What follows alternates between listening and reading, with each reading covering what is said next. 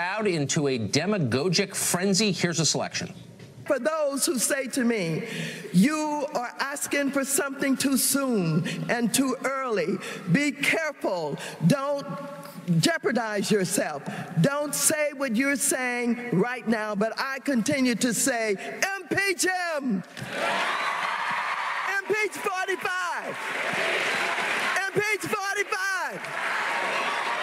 I didn't hear you impeach 45. Thank you. Oh, the ruling class loves it. Not surprised, though. Statements like this fit into a long pattern for Maxine Waters, from cheering on race riots in Los Angeles 25 years ago to praising the Fidel Castro regime in Cuba. We've got some recent highlights from Maxine Waters. Here are a few. Certainly the inauguration is a way of welcoming in someone to the presidency and honoring them and respecting them. I don't honor him, I don't respect him, and I don't want to be involved with it. I'm questioning the patriotism of all of those Republicans who are allowing this president to side with Putin. I think that Jeff Sessions is very dangerous. I think he's a racist. This is a bunch of scumbags. That's what they are. Mark Stein is a writer and a columnist and a connoisseur of this kind of stuff, and he joins us tonight. Mark, it's great to see you in the studio. Hey, good to be with you, and congratulations on the start of your second year. Well, thank you very much. So you're in Washington, D.C., now the most Democratic city in America. That's right. I think it was 91% for Hillary. I know a lot of the Democrats. Some of them are kind of smart and impressive, and some of them are good people. Maxine Waters is the least impressive by far, the most corrupt, the least knowledgeable, the most extreme, the shallowest. Yeah. How did she wind up the folk hero?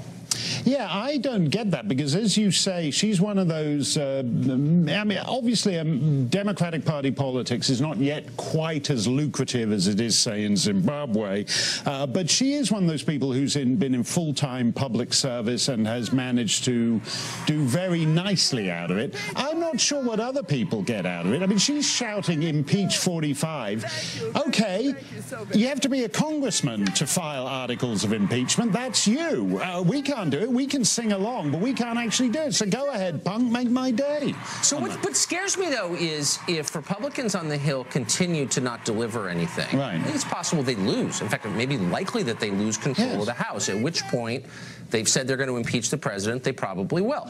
So then you have Democrats in control.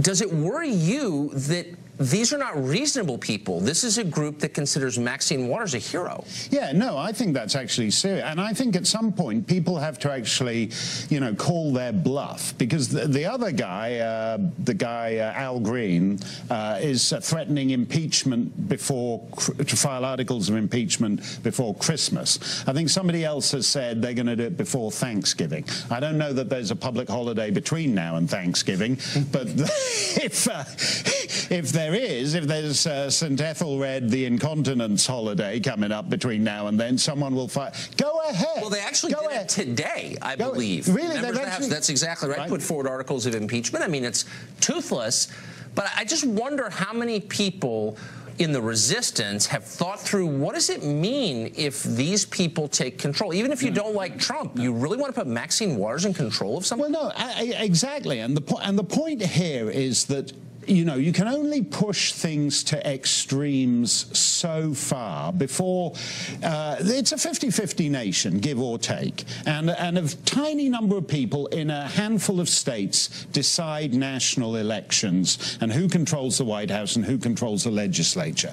And so if you push politics to the extreme at both ends, you actually make politics impossible. You make it impossible to have a functioning legislature, and you put yourself in a situation, as we see, where tiny little things like one Senate seat or a couple of House seats actually render government totally non-functioning. And the dysfunctionalism of the political process is what led to Trump. So go ahead, make it more dysfunctional, see where it gets you. But you just think, so if your critique of Trump, if your complaint with Trump is he's emotionally incontinent, he's irresponsible, he tweets too much, he doesn't behave in a dignified way, and they're always saying that, I get it. then why wouldn't your response be to be the responsible person? Right, right. But they're doing the opposite. Right, exactly. I mean, the thing about it is they're not actually, tweeting isn't grounds for impeachment. There's no tweeting amendment to the United States Constitution saying that tweeting, you'd have to pass a tweeting amendment. She'd have to get 2/3 of the state to sign on to the tweeting amendment. And there might be grounds for a tweeting amendment. It might be a great cause to say that if you run for national office, you have to give up your Twitter feed. It might be something Maxine could get on board with. But as things stand, the fact that she's good at chance doesn't lead to the end of the Trump presidency. Do you find it odd that the leadership of the Democratic Party, the party of the young, is elderly, to put it mildly? I mean, Joe Biden is now saying, he's deeply considering running for president, okay, which would be hilarious for him to do it again. He ran 30 years ago, as you remember, in '88. He, upon inauguration, if he were to be elected, would be older than Reagan was when he retired after 2 terms.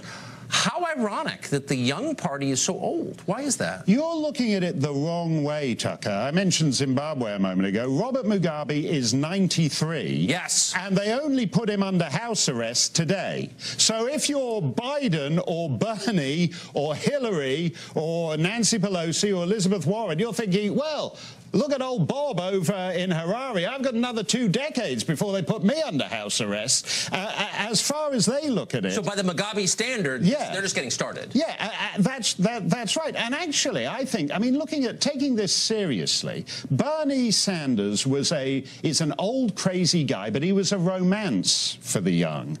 And the problem for me with these people is not that they're, one of the things that makes politics dysfunctional, particularly in Washington, is that everyone is mired in 1930s social programs that are actually irrelevant to every social indicator of the early 21st century.